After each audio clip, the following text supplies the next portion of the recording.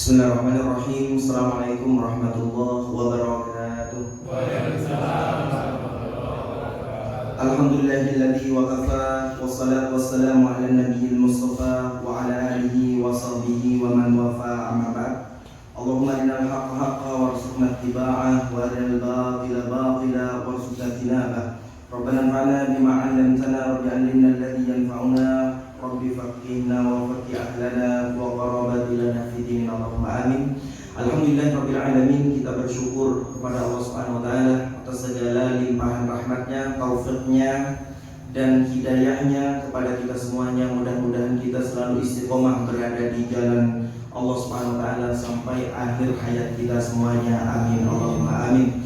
Tak lupa pula salawat dan salam semoga selalu tercurah limpahkan pada Nabi kita Muhammad sallallahu alaihi wasallam, kepada keluarga-keluarganya, sahabat-sahabatnya dan orang-orang mukmin yang senantiasa mengikuti sunnah-sunnahnya ila yaumil qiyamah. Mudah-mudahan kita semuanya mendapatkan syafaatnya. Amin, Allahumma amin. Masyarul muslimin wal muslimat, hafidhani wa hafidhakumullah. Ada sabda Nabi sallallahu alaihi wasallam yang diriwayatkan oleh Abi Bakrah Al-Ansari radhiyallahu anhu. Hadis ini diriwayatkan oleh Imam Ahmad dalam kitab Musnad beliau, kemudian diriwayatkan juga oleh Al-Imam Bukhari Muslim, terutama Syaikhain dalam kitab hadis sahih beliau berdua. Sabda Nabi sallallahu alaihi wasallam, syahrani la yanqusani ay la yanqusu ajruhuma, syahru aidi Ramadan wa Dzulhijjah, rawahul Bukhari wa Muslim. Dari Abi Bakrah radhiyallahu anhu, Nabi sallallahu alaihi wasallam bersabda, ada 2 bulan yang 2 bulan ini pahalanya tidak akan pernah berkurang sedikit pun, yang kemuliaannya dan keagungannya tidak akan pernah berkurang sedikit pun. Ya, 2 bulan ini. 2 bulan itu kata Nabi sallallahu alaihi wasallam, syahrul idi Ramadan, bulan Lebaran Ramadan dan bulan Lebaran Idul Adha. Yakni 2 bulan yang dimaksud oleh Nabi sallallahu alaihi wasallam, bulan Ramadan dan bulan Dzulhijjah. Memang banyak kaum muslimin yang telah menyadari betapa dahsyatnya, pentingnya maksimal di bulan Ramadan, terutama pada 10 hari terakhir di bulan Ramadan. Banyak yang menyadari ini, banyak yang sudah mempersiapkan. Nanti aku 10 hari terakhir Ramadan tahun kemarin, ya beberapa bulan yang lalu, sudah mempersiapkan. Ada yang iktikaf, ada yang mempersiapkan sedekah setiap harinya sekian, ada yang mempersiapkan dengan bacaan Al-Quran, dengan sholat malam dan sebagainya. Tetapi tidak banyak kaum muslimin yang menyadari betapa hebat, dahsyat dan agungnya bulan Dzulhijjah, ya bulan Dzulhijjah. Hadirin yang dirahmati oleh Allah Subhanahu wa taala, kalau Ramadan dengan bulan Dzulhijjah ini, Nabi menyifatinya dengan 2 bulan yang pahalanya tidak akan pernah berkurang sepanjang masa sampai kiamat. Keutamaannya sama, 2 bulan ini sama-sama mulia dan sama-sama agung, memiliki fadilah keutamaan yang sebanding. Kalau bulan Ramadan hari-harinya dipenuhi dengan kemuliaan, begitu juga dengan bulan Dzulhijjah. Bahkan bulan Dzulhijjah bagian dari Ashhurul Hurum, ya bulan-bulan yang mulia di sisi Allah Subhanahu wa taala, di antaranya Dzulqa'dah, Dzulhijjah, Muharram dan Rajab. Dzulhijjah bagian dari Ashhurul Hurum.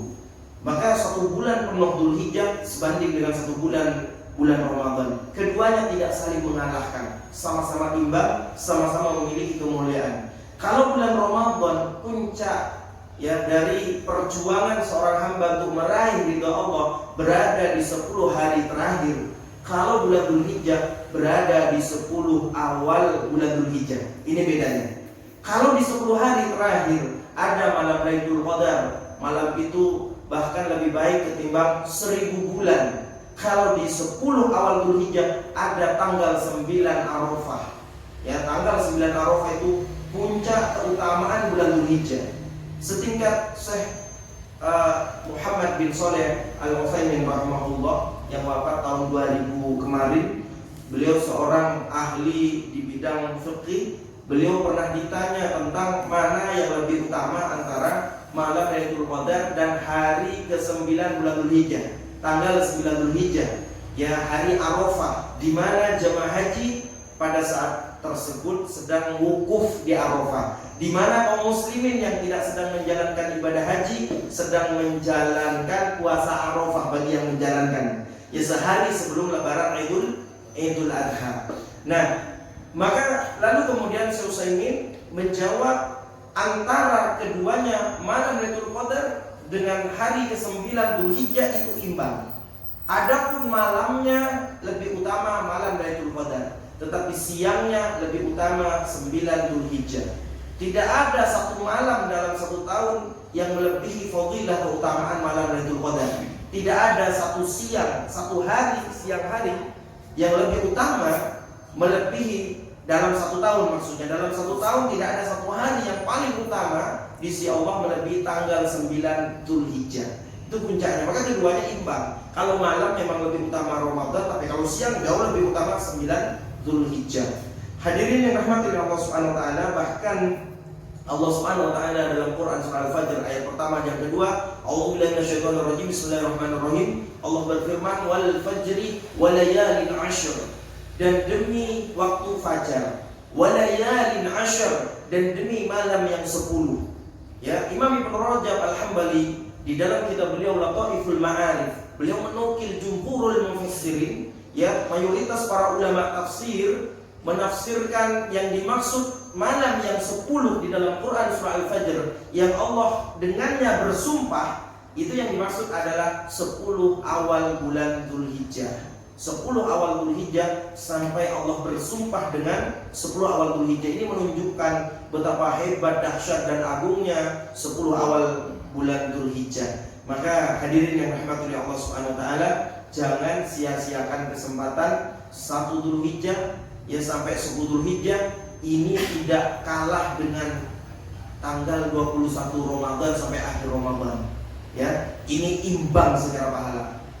Bahkan hadirin yang rahmati Allah Subhanahu wa taala, barang siapa yang melakukan amal solih mulai 1 Dzulhijjah sampai 10 Dzulhijjah, amal soleh itu menjadi amal soleh yang paling dicintai oleh Allah dan tidak terkalahkan dengan amal soleh apapun apabila amal soleh itu dilakukan di luar 10 awal Dzulhijjah. Tidak ada amal soleh yang bisa mengalahkan itu. Nah, di dalam sebuah hadis Nabi SAW yang diriwayatkan oleh Abdullah bin Abbas radhiyallahu anhu, hadis ini diriwayatkan oleh Imam Ahmad dan juga diriwayatkan oleh Imam Muslim. Rasulullah SAW bersabda, di dalam hadis ini konteksnya sangat jelas ya. Ini sabda Nabi SAW, "Mamin ayyamin." Tidak ada hari-hari. Kata Nabi SAW, "Al-amalu sholih fiha ahabbu ila Allah min hadhil ayyam." Yakni al-ashr, al-ayyam al-ashr. Tidak ada hari-hari yang apabila amal soleh dilakukan di hari tersebut paling Allah cintai melebihi hari-hari ini. Lalu Nabi mengatakan hari-hari ini karena sabda beliau pada 10 awal bulan Dzulhijjah, yakni yang dimaksud 10 awal Dzulhijjah. Maknanya kata Nabi SAW, tidak ada satu hari pun kalau kita beramal soleh di hari tersebut yang paling Allah cintai sepanjang tahun melebihi amal soleh yang dilakukan di 10 awal bulan Dzulhijjah. Para sahabat langsung bertanya kepada Nabi SAW, qalu wal jihadu fi sabilillah. Mereka bertanya kepada Nabi SAW, apakah berjihad di jalan Allah juga kalah pahalanya dengan orang yang melakukan amal soleh di 10 awal bulan Dzulhijjah? Ini langsung pertanyaannya jelas Pak. Langsung oleh sahabat ditandingkan atau disandingkan dengan pahala jihad fi sabilillah. Padahal kita tahu pahala jihad itu sangat luar biasa. Fadilah keutamaan orang berjihad fi sabilillah tidak tertandingi dengan amal soleh apapun. Bahkan dalam hadis yang lain, ketika sahabat bertanya kepada Nabi tentang pahala jihad, betapa besar pahala jihad itu, seandainya ada orang yang mampu setiap malam seumur hidup salat malam, lalu kemudian dia mampu siang harinya puasa sunnah sepanjang tahun, Misalnya ada orang mampu, semalaman dia sholat malam terus, siang harinya dia puasa, seumur hidup. Seandainya ada yang mampu, orang seperti itu pun tidak akan mungkin mampu mengalahkan pahala jihad fisabilillah. Ya. Nah, ini sekian dahsyatnya pahala jihad. Maka sahabat langsung terbenak di dalam pikiran mereka ketika Nabi mengatakan tidak ada satupun amal soleh yang dilakukan yang paling Allah cintai melebihi amal soleh yang dilakukan di 10 awal bulan Dzulhijjah. Langsung sahabat bertanya, apakah termasuk jihad fisabilillah juga kalah pahalanya dengan orang yang melakukan amal soleh di 10 awal Dzulhijjah? Rasulullah mengatakan, walal jihadu fisabilillah, termasuk jihad fisabilillah kalah pahalanya dengan orang yang melakukan amal soleh di 10 awal bulan Dzulhijjah. Bayangkan, orang berjihad fisabilillah, Masya Allah, dia memiliki fadilah, keutamaan yang luar biasa. Di dalam kubur dia tidak ditanya, selamat langsung dari kubur. Diampuni dosanya, ya. Tidak ada yang namanya dia sakaratul maut, dia sangat kesulitan, tidak. Karena ketika dia mau dicabut nyawanya, Allah tampakkan tempatnya dia di surga. Maka orang dalam sakaratul mautnya, ketika dia berjihad di jalan Allah, dia senang, dia indah, dia melihat, diperlihatkan tempatnya oleh Allah. Kemudian nanti di akhirat dia akan juga memberikan syafaat kepada 70 dari keluarganya. Dia masuk surga melalui jalur khusus. Ya, tidak usah ribet-ribet. Sampai setingkat jihad fisabilillah pun kalah pahalanya kata Nabi ketimbang orang yang beramal soleh di 10 awal bulan Dzulhijjah. Lalu Nabi mengecualikan illa rajulun kharaja bi nafsihi wa malihi falam yarji min dzalika bi syai'in. Kecuali orang ya yang keluar dengan dirinya sendiri berjihad di jalan Allah, membawa harta bendanya sebagai bekal, falam yarji min dzalika bi syai'in, lalu tidak kembali apapun dari dia, jiwanya tidak kembali karena sudah mati syahid di medan perang, hartanya pun habis dikorbankan sebagai biaya dia di medan perang, entah karena dirampas musuh atau habis ya dia habiskan demi biaya perang. Maka kalau dibanding orang seperti ini, baru orang yang beramal soleh di 10 awal bulan Dzulhijjah dikalahkan. Maknanya hadirin yang rahmati Allah Subhanahu wa taala, Nabi memberikan syarat bagi kaum mujahidin agar kaum mujahidin ini bisa mengalahkan orang yang melakukan amal soleh di 10 awal Dzulhijjah. Syaratnya 2, dirinya sendiri ikut berperang, lalu kemudian membawa harta bendanya sebagai bekal dia berperang. Maknanya, kalau dia hanya keluar dirinya sendiri, sementara hartanya mungkin dia nebeng pada pemerintah karena ada yang membiayai, atau mungkin hartanya dia minta bantuan orang lain, lalu dia mati syahid, orang seperti ini tidak mengalahkan orang yang melakukan amal soleh di 10 awal bulan Dzulhijjah. Maknanya, kalau ada mujahidin keluar ke medan perang, misalnya berperang melawan Yahudi, dia membawa harta bendanya namun masih hidup, cuman hartanya aja yang habis, orang yang seperti ini pun tidak akan pernah mengalahkan pahala orang yang melakukan amal soleh di awal 10 awal Dzulhijjah. Maknanya, jika orang ini tidak berangkat perang namun hartanya disumbangkan kepada para mujahidin untuk berperang melawan orang-orang Yahudi misalnya, maka orang seperti ini pun juga tidak akan pernah mengalahkan pahala orang-orang yang melakukan amal soleh di 10 awal bulan Dzulhijjah. Harus terpenuhi 2 syarat tadi. Ini betapa hebat dan dahsyatnya 10 awal Dzulhijjah. Sampai-sampai amal soleh apapun yang dilakukan oleh kita di 10 awal bulan Dzulhijjah, pahalanya akan mengalahkan orang yang berjihad fi sabilillah. Hadirin yang rahmati Allah Subhanahu wa taala. Lalu kemudian amalan-amalan soleh apa yang dianjurkan ya, yang disunnahkan bagi kita untuk melakukannya di 10 awal bulan Dzulhijjah.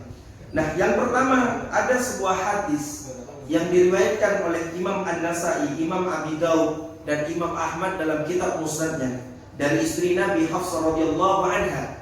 Rasulullah, beliau menceritakan tentang Rasulullah. Kana Rasulullah sallallahu alaihi wasallam yasumu yauma Asyura wa yasumu 6 ayyamin min Dzulhijjah wa yasumu 3 ayyamin min kulli syahr. Kata istri beliau, Rasulullah sallallahu alaihi wasallam itu biasa melakukan puasa sunnah yang tidak pernah ditinggal oleh beliau ada 3. Puasa sunnah yang gak pernah ditinggalkan oleh Nabi itu ada 3. Yang pertama, puasa pada hari Asyura, tanggal 10 bulan Muharram. Ya, ini bulan pertama dalam Islam disebut Muharram. Tanggal ke-10 Rasulullah puasa hari Asyura. Yang kedua yang juga gak pernah ditinggal oleh Nabi, berpuasa 9 hari di bulan Dzulhijjah. Masuk 1 Dzulhijjah, Rasulullah langsung puasa sampai tanggal 9 Dzulhijjah. Bayangkan Pak, full puasa Rasul. Itu gak pernah ditinggalkan sampai beliau wafat.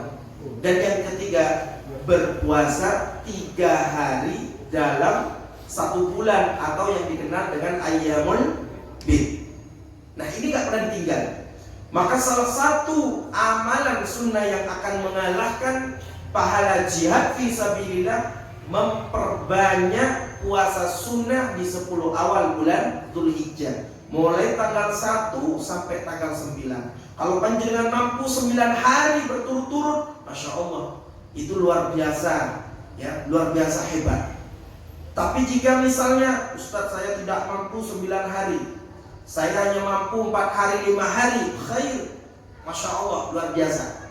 Memperbanyak puasa, ya. Nah, tidak mengapa, 5 hari saja gak apa. Ustadz 5 hari gak mampu, mampunya saya puasa Senin Kamis selama 9 hari itu. Lakukan Senin Kamis, gak ada masalah. Senin Kamis aja gak bisa, minimal ada 1 puasa yang tidak pernah panjenengan tinggal seumur hidup panjenengan, yakni puasa pada tanggal 9 Dzulhijjah atau yang dikenal dengan puasa Arafah, ya. Puasa Arafah 9 hari itu kita gak bisa puasa, minimal kita puasa tanggal 9 Dzulhijjah. Itu namanya puasa Arafah. Ada sebuah hadis Nabi, ya, dari sahabat Abi Qatadah Al-Ansari radhiyallahu anhu. Sabda Nabi sallallahu alaihi wasallam, "Siyamu yaumi Arafah. Siyamu yaumi Arafah ahtasibu 'ala Allah ay yukaffir as-sanata allati qablahu was-sanata allati ba'dahu." Sabda Nabi sallallahu alaihi wasallam, puasa Arafah itu saya berharap kepada Allah pahalanya akan mengampuni dosa 1 tahun yang telah berlalu dan dosa 1 tahun di masa yang akan datang. Mari kita banding-bandingkan, ya, kita banding-bandingkan. Ini menyadarkan kita kalau 10 awal Dzulhijjah itu bukan main-main dan memang tidak kalah dengan 10 akhir di bulan Ramadan, bahkan imbang. Coba bayangkan, di bulan Ramadan hanya disebutkan begini. Misalnya hadis tentang puasa Syawal, "Man shoma Ramadhana tsumma atba'ahu sittan min Syawal kana kasyamud dahri." Siapa yang puasa di bulan Ramadan 1 bulan penuh, lalu kemudian dia puasa Syawal 6 hari setelah Ramadan, itu bulan Syawal, dia puasa 6 hari di bulan Syawal, kana kasyamid dahri, seperti orang yang berpuasa 1 tahun. Nah, dengan rincian al-hasanatu bi asyri amsalihah. 1 kebaikan Allah balas 10. Kalau 1 bulan Ramadan kita puasa, Allah balas 10 bulan. Kita puasa sebulan, Pak, tapi pahalanya 10 bulan. Lalu kemudian yang 6 hari itu, ya, balasannya kali 10. 6 kali 10 berapa? 60. 60 itu berapa bulan? 2 bulan. Berarti pahala puasa Ramadan 10 bulan, pahala puasa Syawal 2 bulan. Kalau digabung berapa bulan? 12 bulan, 1 tahun penuh. Benar kata Nabi. Orang yang puasa Ramadan lalu puasa 6 hari di bulan Syawal seperti 1 tahun. Rinciannya tadi. Coba kita bandingkan dengan puasa Arafah. Orang yang puasa Arafah 1 hari saja, namun pahalanya, pengampunan dosanya 2 tahun sekaligus. 1 tahun yang telah berlalu, 1 tahun di masa yang akan datang. Ini baru 1 hari, Pak. Bayangkan kalau jenengan bisa 9 hari, betapa hebat dan dahsyatnya. Bahkan sampai melebihi, ya. Kalau kita ukur banding-bandingin dengan Ramadan, ini membawa kesadaran, menyadarkan kita semuanya kalau 10 awal Dzulhijjah ini bukan bulan biasa, tapi bulan dahsyat, bulan spesial. Orang-orang kafir Quraisy yang tidak mau menerima Islam, jauh sebelum Islam datang, mereka sudah menghentikan peperangan di bulan Dzulhijjah. Mereka sudah menghentikan permusuhan, mereka sudah menghentikan kezaliman. Semua kejahatan mereka sepakat mengecam kalau dilakukan di 10 awal bulan Dzulhijjah. Abdullah bin Abbas radhiyallahu anhu Beliau seorang sahabat yang ahli tafsir, bahkan paling ahli di kalangan sahabat Nabi. Beliau umurnya junior sahabat. Ya, beliau termasuk junior sahabat. Namun Umar bin Khattab mengatakan dia secara umur junior, tapi secara ilmu senior.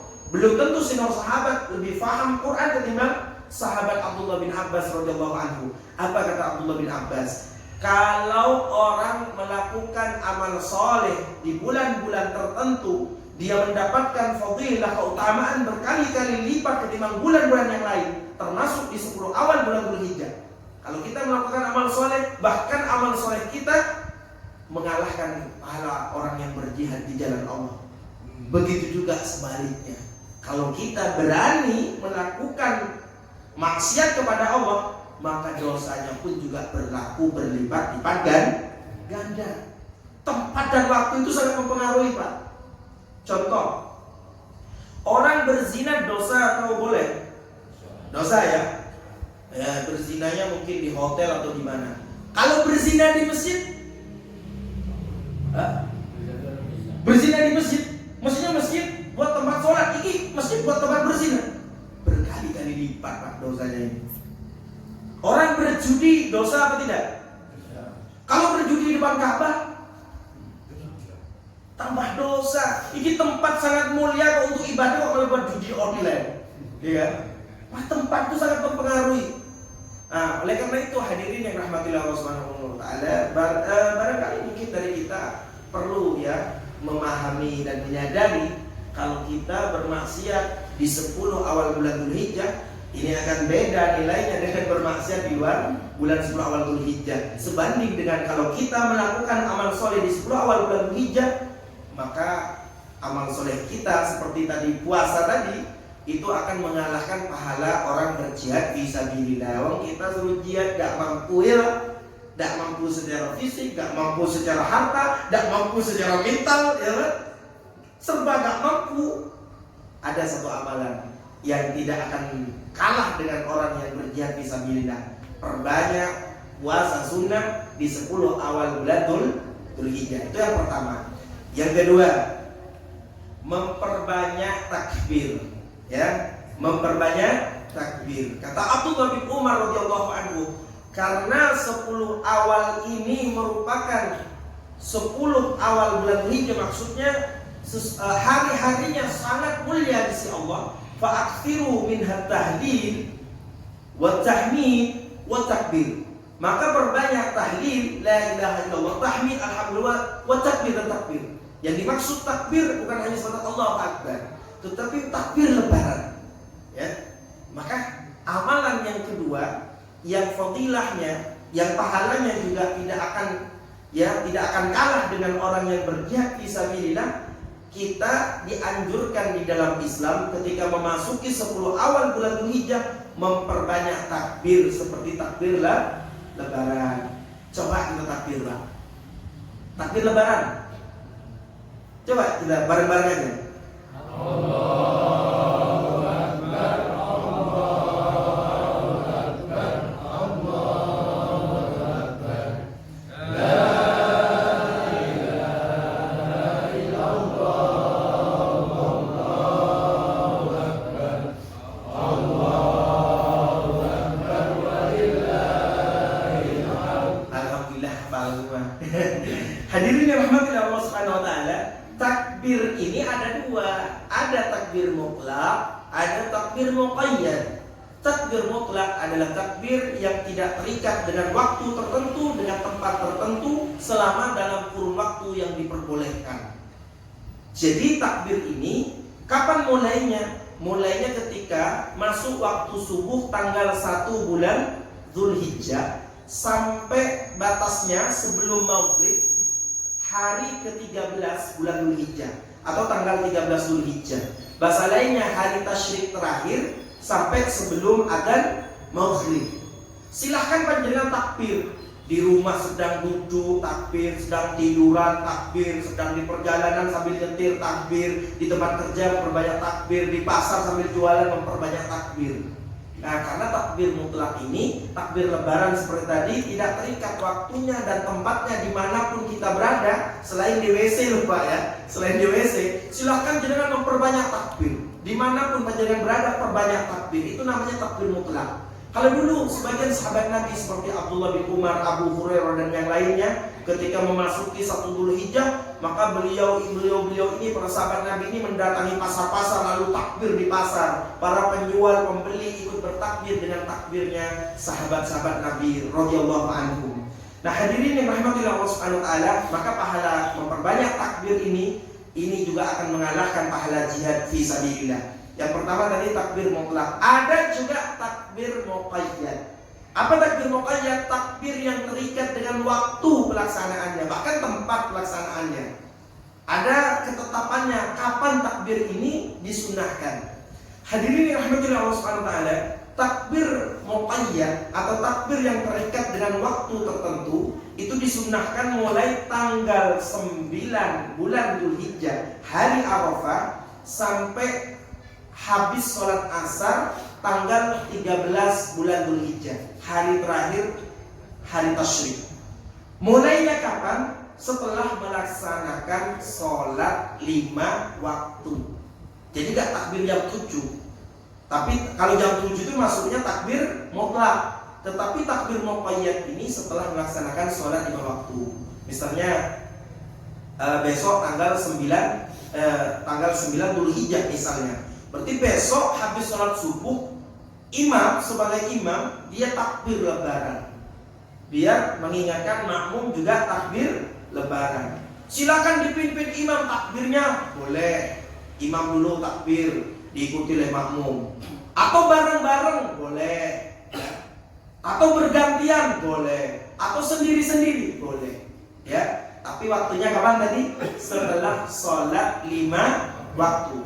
Hari ke-13 bulan Dzulhijjah, hari terakhir hari tasyrik, takbir itu dilaksanakan setelah sholat asar. Setelah itu Abdullah bin Abbas, Abdullah bin Umar, Abdullah bin Mas'ud dan sahabat-sahabat Nabi yang lain sudah tidak melakukan takbir muqayyad. Jadi takbir ada 2. Jangan lupa ya, kita memperbanyak takbir. Lagi belum lebaran kalau udah takbir. Ini takbir mutlak, ya kan? Kalau udah masuk nanti habis sholat, kok di musola sini habis sholat kok ada takbir kayak gini? Itu namanya takbir muqayyad. Keduanya hukumnya sunnah. Namun jangan sepelekan, meskipun sunnah, pahalanya ya itu tidak kalah dengan orang yang berjihad fisabilillah. Maksud saya kan iman-iman loh Pak, amalannya ringan ya. Boleh jadi kalau kita suruh jihad kita nggak berani ya Pak nggak? Ini ada amalan yang sudah diberitahu oleh Nabi, tapi pahalanya mengalahkan orang yang berjihad fisabilillah. Amalan itu tidak berat-berat banget.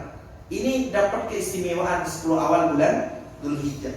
Kemudian amal soleh yang berikutnya, ini al-iktsar min al-amal soleh bi jami'i anwa'ihi.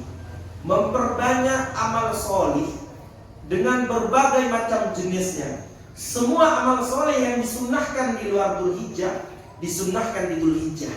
Seperti contohnya memperbanyak taubat, memperbanyak istighfar, memperbanyak bersedekah, memperbanyak sholat malam, memperbanyak sholat duha misalnya, ya sholat duha, sholat rawatib, memperbanyak tilawah Al-Quranul Karim misalnya, memperbanyak ikut pengajian. Itu amal-amal soleh yang disunnahkan dilakukan di luar Dzulhijjah juga disunnahkan dilakukan di dalam Dzulhijjah.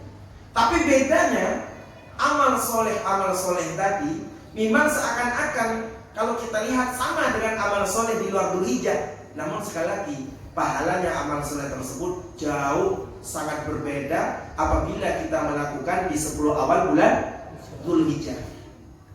Kemudian yang berikutnya, amal soleh yang berikutnya, yakni kita melaksanakan sholat lebaran, ya, sholat lebaran. Ini juga bagian dari rangkaian amal soleh yang khusus dilakukan ya di tanggal 10 bulan Dzulhijjah. Nabi SAW mendatangi kota Madinah dan mendapati anak-anak Madinah dan orang-orang Madinah telah berlebaran dengan lebarannya orang jahiliyah, ya, orang Majusi. Lalu Nabi SAW bertanya, ini hari apa ini? Ini hari di mana kami berlebaran, kami senang-senang di sini. Anak-anak kami juga senang di sini. Maka Nabi SAW mengatakan Allah telah menggantikan dua hari raya kalian dengan dua hari raya yang jauh lebih baik ketimbang dua hari raya itu, yakni dua hari raya Idul Fitri dan Idul Adha. Maka di hari raya itu ada amalan khusus yang hanya dilakukan di dua hari raya, yakni sholat lebaran. Hadirin rahmatillah Allah Subhanahu wa taala. Jika kita terlambat mendatangi sholat lebaran, ya, sholat lebaran Idul Adha misalnya kita terlambat 1 rakaat, silahkan bergabung. Nanti keterlambatan panjenengan ganti. Ya, ganti. Sama pelaksanaannya dengan sholat lebaran seperti biasanya. Ganti. Ya, kalau baru dapat 1 rakaat, jenengan berdiri lagi. Kalau nggak pengen terlambat, datang awal. Bagi misalnya yang sakit di rumah nggak bisa melaksanakan Idul Adha bersama kaum muslimin, ya, di tempat-tempatnya masing-masing, apakah dia meninggalkan sholat lebaran? Kalau bisa jangan meninggalkan. Dia melaksanakan sholat lebaran di rumah. Silakan melaksanakan sholat lebaran di rumah 2 rakaat itu, namun tentu tidak perlu adanya khutbah. Kenapa? Karena tidak ada yang mau mendengarkan, karena dia hanya sendiri di rumah. Ya, cukup melaksanakan sholat lebaran. Maka sholat lebaran ini pahalanya sangat besar. Bahkan di antara para ulama ada yang mengatakan sholat lebaran itu hukumnya wajib, Pak. Meskipun jumhur ulama mengatakan sunnah muakkadah, sunnah yang tidak pernah ditinggalkan oleh Nabi SAW. Namun ini masuk 10 awal Dzulhijjah. Ini amalan khusus yang spesial di 10 awal Dzulhijjah, tepatnya pada tanggal 10 Dzulhijjah. Maka semestinya seorang mukmin, seorang muslim tidak meninggalkan sholat lebaran ini. Dan pahalanya tadi saking dahsyatnya, bahkan sampai mengalahkan pahala orang yang berjihad fisabilillah. Kemudian amal soleh khusus yang terakhir dilakukan oleh kaum muslimin di 10 awal bulan Dzulhijjah, tepatnya tanggal 10 Dzulhijjah pada saat lebaran, yakni al-udhiyah, berkurban, baik dengan kurban kambing, sapi atau onta. Tapi onta nggak ada, Pak, di sini. Atau kerbau.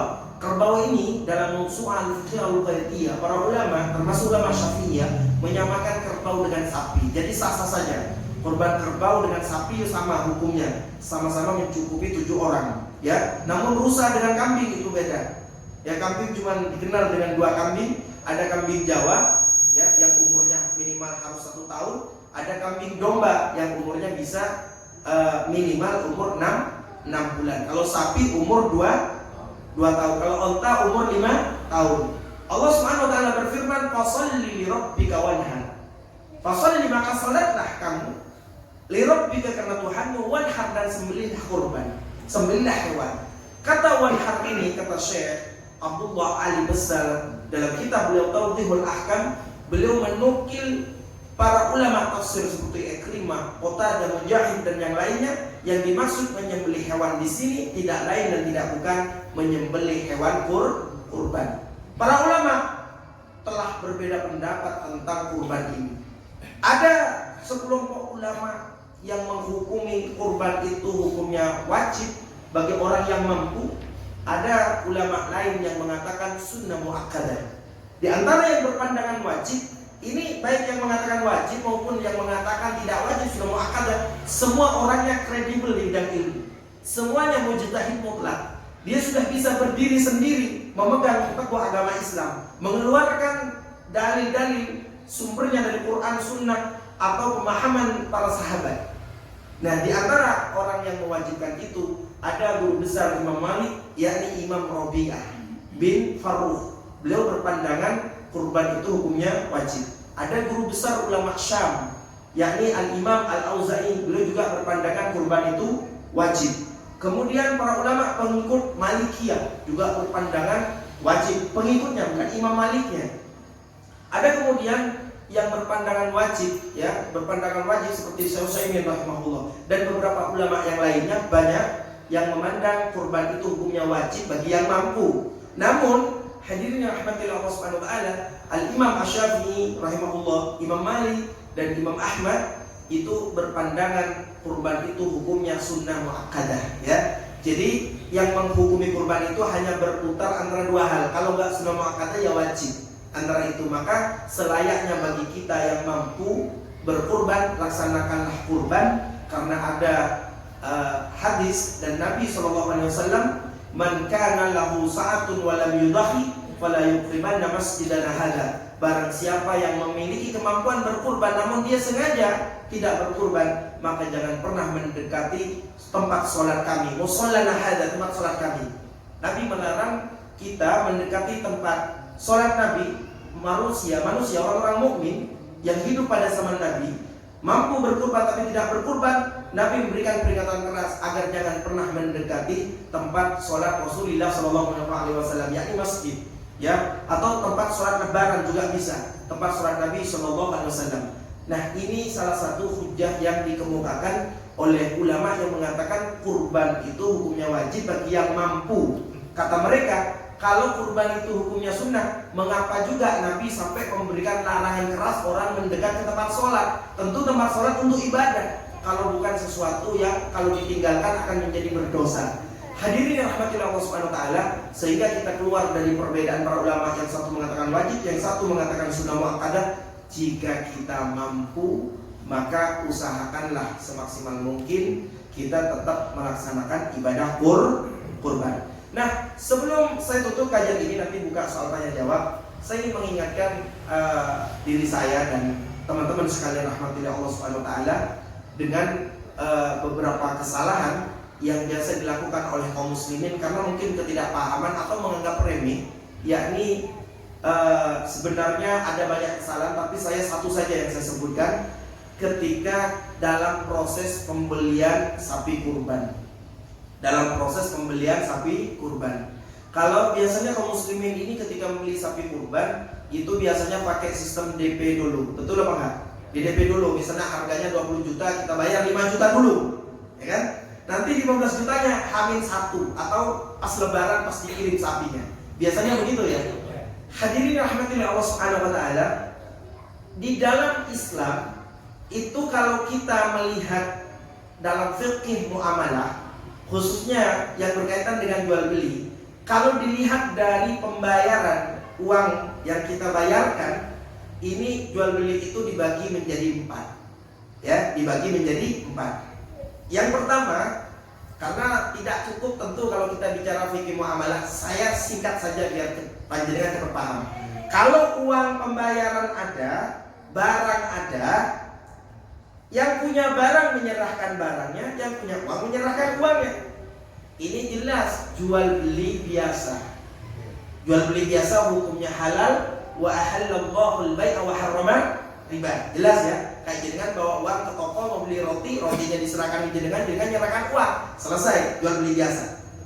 Yang kedua, kalau ternyata barangnya diserahkan oleh penjual ke kita seutuhnya, saya mau beli motor, motornya udah diserahkan ke saya, tapi pembayarannya saya sebagai pembeli belum bayar lunas, ini atau masih ngutang saya pembayarannya, maknanya pembayarannya nanti carry belakangan, tapi barang sudah diserahkan. Ini ada 2 transaksi. Yang pertama bisa masuk bai'ul ajil, yang kedua bai'ul taqsid. Apa bai'ul ajil? Bai'ul ajil ini sengaja pembayaran diakhirkan. Contoh begini, Pak, saya mau beli motor jenengan ini, harganya berapa? Saya mau bayar 2 tahun lagi, harganya 20 juta. Oke, sepakat saya. Tapi 2 tahun lagi baru saya lunasi itu. Berarti saya gak pakai DP, gak pakai kredit, 2 tahun lagi saya harus lunas. Motor langsung diserahkan ke saya. Ini namanya bai'ul ajil. Ini hukumnya boleh. Yang kedua, bisa pembayaran motor sudah diserahkan oleh pemiliknya kepada saya, namun saya juga belum lunas. Saya mungkin DP, saya nyaur bulanan, ya kan? Saya nyaur bulanan berapa, sampai mungkin 2 tahun baru lunas. Ini namanya bai'ul taqsid. Kalau memenuhi syarat, ya, memenuhi syarat ini, kalau begini, artinya pembayarannya belum langsung lunas, ini hukumnya juga boleh. Kecuali yang nggak boleh dikredit emas, perak, mata uang, itu nggak boleh dikredit, Pak. Jual beli mata uang, money chain nggak boleh dikredit. Jual beli emas nggak boleh dikredit, nggak boleh. Syaratnya harus cash kalau emas. Nah, atau perak. Tapi selain 3 itu, mata uang, emas, perak, silahkan panjenengan mau kredit silahkan. Tapi tentu dengan syarat dan ketentuan, nggak boleh ada unsur riba di dalamnya. Ini boleh hukumnya kredit. Dan yang ketiga, apabila pembayarannya sudah lunas di awal tapi barang belum diserahkan. Ini kebalikannya yang kedua. Ini pembayarannya sudah lunas tapi barang belum diserahkan. Ini dalam Islam disebut dengan akad pesan. Bahasa Arabnya akdus salam atau bai'us salam. Jadi akad pesan itu wajib lunas di awal, nggak boleh DP. Lunas. Jadi kan pesan, Pak, saya mau pesan 10 baju warna segini, kainnya ini, ukuran segini. Jelas kan? Maka berapa 10 baju harganya? 1 juta. Per baju 100.000. Nah, saya minta 1 minggu lagi dikirim ke rumah. Oke, siap. Panjenengan sebagai orang yang memesan wajib lunas di awal. Kalau lunas di awal itu namanya akad salam. Berarti yang punya hutang, orang yang dipesanin punya hutang 10 baju. Saya sudah lunas 10 baju. Nah, dan yang kelima, apabila akad itu keduanya sama-sama ngutang, akad salam seperti tadi, akad pesan, tapi baru di DP tidak dilunasi, itu berubah menjadi bai'ul kali bil kali. Jual beli hutang dengan hutang. Bahasa gampangnya begini. Tadi saya pesan baju 10, ya, harganya 1 juta. Saya baru DP 100.000. Nanti kalau barangnya sudah ready saya lunasi. Bahasa gampangnya, orang yang dipesanin baju, barangnya kan belum ada, baru mau buat. Dia punya hutang 10 baju ke saya punya hutang 900.000, ya sisa pembayaran ke sana. Itu namanya jual beli hutang. Dari riwayat Abdullah bin Umar, Nabi SAW melarang jual beli hutang dengan hutang. 4 madhab, orang yang udah mujtahid mutlak, sudah mampu mengeluarkan langsung dari Quran dan Sunnah. Madhab Maliki, Syafi'i, Hambali, dan Hanafi. 4 madhab itu sepakat, tidak ada yang berbeda. Para ulama dari berbagai generasi, jual beli hutang dengan hutang hukumnya haram, hukumnya tidak sah. Maka hadirin yang rahmati Allah Subhanahu wa taala, kalau kita membeli hewan kurban tapi kita masih DP dulu, ya, ke pedagang atau ke pemilik ini, ke peternak misalnya, kita datang ke sana, Bapak, ini harga sapinya berapa? 20 juta. Baik, saya beli 20 juta sepakat. Tapi saya serahkan, baru saya mau DP 5 juta. 15 jutanya nanti H-1 lebaran, kirim sekalian saya lunasi. Maka hadirin rahmatillah Allah, ini belum terjadi yang namanya akad salam karena belum dilunasi. Ya kan? Yang terjadi ini namanya jual beli hutang dengan hutang. Penjual sapi masih berhutang seekor sapi ke saya karena belum diserahkan ke saya. Saya masih berhutang pembayaran ke pemilik sapi. Itu kalau bukan jual beli hutang dengan hutang, apa namanya? Maka yang benar gimana? Lunasi, Pak, berapa harganya? 20 juta. Gini Pak, karena saya nggak mau ngangkut sapi, nyari pakan susah, silakan tak biarkan di sini.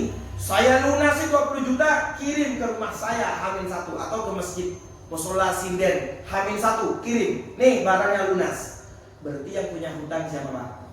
Hanya penjual sapi ke kita udah lunas. Jadi bolehnya dalam Islam satu pihak yang punya hutang, bukan kedua belah pihak. Ustaz, kalau mau di DP gimana? Boleh di DP. Di DP, nih 5 juta saya DP dulu Pak. Ya, sapinya saya bawa pulang. Ya, nanti pembayarannya H-1 tak lunasi. Berarti yang punya hutang kita sebagai pembeli. Ya, sana udah lunas karena sapinya udah kita bawa pulang. Ya, nah hadirin yang rahmati Allah Subhanahu Wa Taala. Jadi memang jual beli hutang dengan hutang ini sudah dilarang oleh para ulama, bahkan ijma ulama tidak ada yang berbeda. Mereka melarang jual beli hutang dengan hutang. Maksud hati ingin mencari ridha Allah dengan cara berkurban, betul apa enggak? Mencari ridha Allah, pengen masuk surga. Tapi untuk mendapatkan kurban bertransaksi dengan transaksi ribawi, transaksi haram, maka yang sunnah tidak akan mungkin menutupi dosa yang haram. Ya, jadi sunnah itu ya sunnah sampai kapanpun. Jenengan tidak sholat isya tapi sholat tahajud 1000 rakaat, bisa gak menutupi pahalanya? Gak bisa. Dosa meninggalkan sholat isya 4 rakaat jauh lebih besar kalau dibanding sholat tahajud panjenengan 1000 rakaat. Aku gak mau sholat isya tapi mau sholat tahajud 1000 rakaat tiap malam. Tapi tiap malam gak mau sholat isya.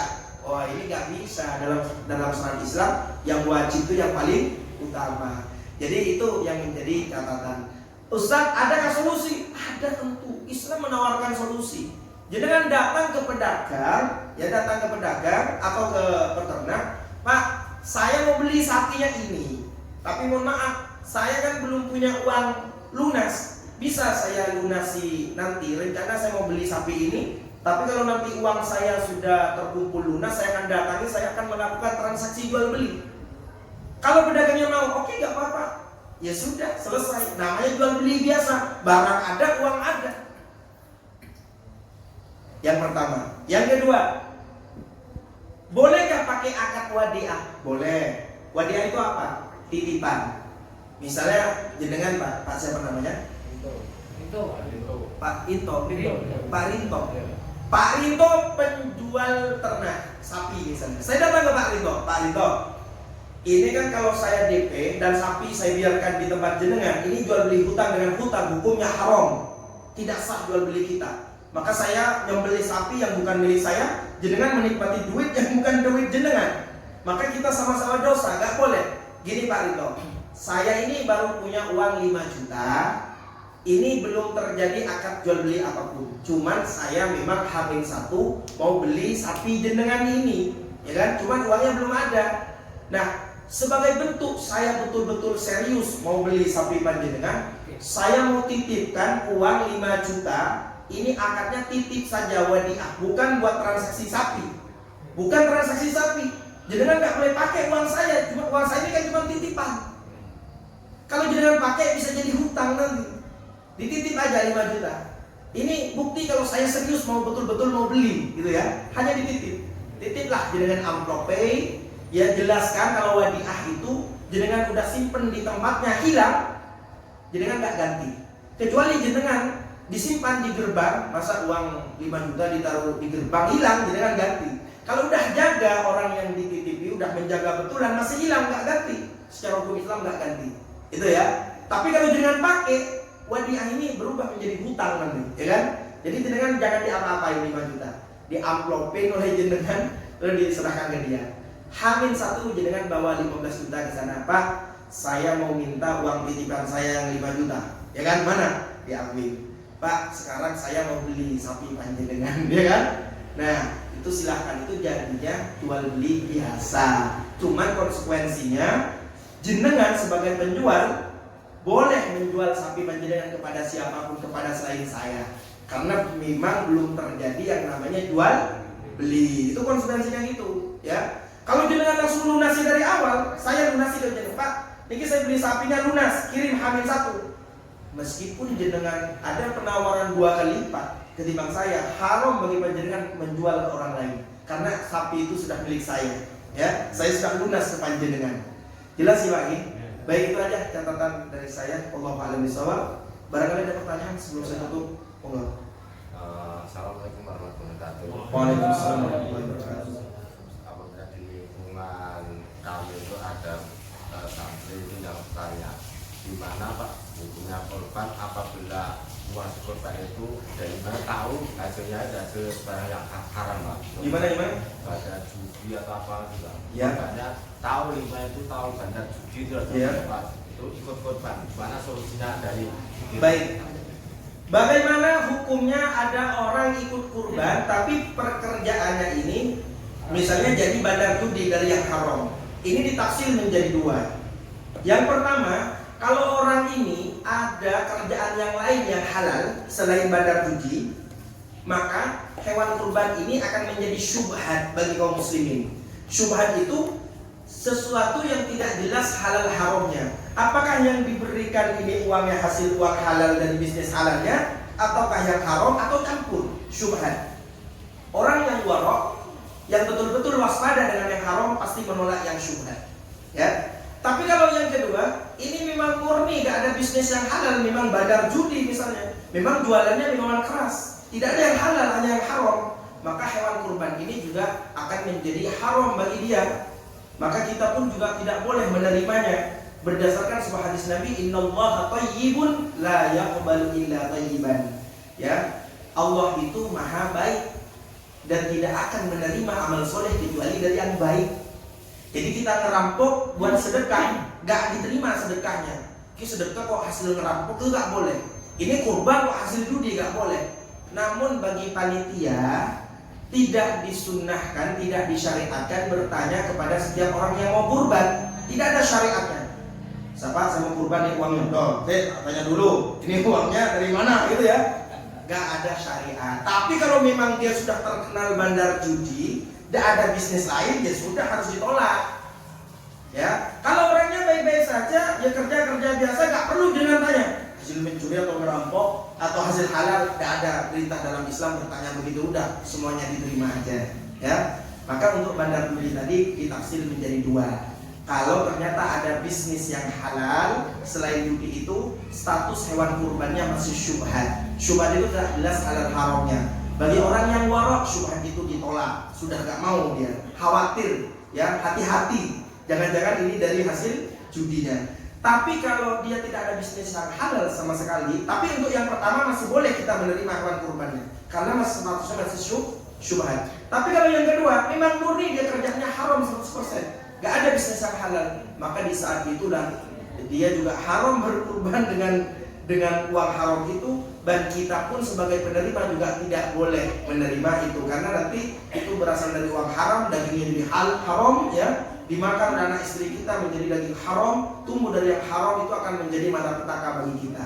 Maka sebagai panitia, kalau memang tahu Pak, ngapunten bukan saya mau musuhan, karena memang oleh agama kami, ya kan, sampaikan secara baik. Wallahu a'lam bishawab. Jelas ya Pak? Waalaikumsalam warahmatullahi wabarakatuh. Ustaz, ini tadi yang mau beli sapi, DP nggak boleh, Iya. ya kan? Terus titip uang. Iya. Nah, biasanya kita titip uang sama yang punya sapi, tapi biasanya kan dengan tujuan yang saya beli itu ini, Iya. padahal baru titip. Sapi yang dikehendaki pasti ada loh Pak. Iya. Sapi yang ini yang mau saya beli. Itu Iya. gimana, Bang? Baik. Kalau tadi hanya titip belum terjadi transaksi, ya berarti itu statusnya masih berencana. Pak, saya rencana nanti mau beli sapi yang ini. Saya titip uang, ini wadiah saja. Ini bukan uang pembayaran, jelas kan? Bukan uang pembayaran. Tapi rencana saya mau beli sapi yang ini 20 juta misalnya harganya. Maka silakan kalau orangnya mau, ya nggak apa-apa. Nanti kalau ada orang beli, saya tak sisakan aja budget dengan. Kalau uangnya udah lengkap, nanti kita adakan transaksi jual beli H-1 misalnya. Nggak ada masalah. Tetapi karena memang jenengan hanya wadiah, belum terjadi yang namanya akad transaksi, hanya berencana akan membeli, maka para pedagang atau pemilik sapi yang tadi itu bebas dia mau jual ke panjenengan atau ke orang lain yang nawar lebih tinggi. Itu aja konsekuensinya. Biasanya kan kalau dari pembeli kan sudah punya angan-angan yang saya miliki, yang Betul. saya butuhkan yang Ah. ini. Benar Pak? Gitu.